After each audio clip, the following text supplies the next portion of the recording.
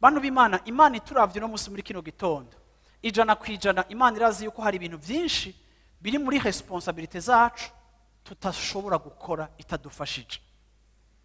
Nasanze igikorwa cyo gusenga ni igikorwa cyo guca bugufi, kumenya amalimite yawe no kumenya aho udashobora, ugahungira muri presence y'Imana kugira ngo ufashwe n'Imana. Burya ntushobora gusenga ucibaza ko wishoboje. Burya ntushobora guhagarika amasahani ngo ureke gufungura ucibaza yuko wikwije. Birasaba yuko mu buzima bwawe utahura amalimite yawe aho ugarukira kugira ngo wige gufata umwanya wo kuba imbere ya Yesu, kuko uvuga uti uyu ni waza kumpa inkomezi zo gukora ivyo nsanzwe nkora kandi nkabikora neza.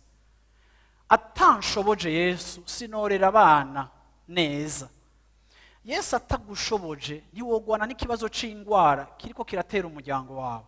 Yesu atagushoboje ntushobora kugwana n'ikibazo c'ubukene, amafaranga yagabanutse mu muryango mukaba muriko muragwana n'ikibazo c'ubutunzi bwanyu.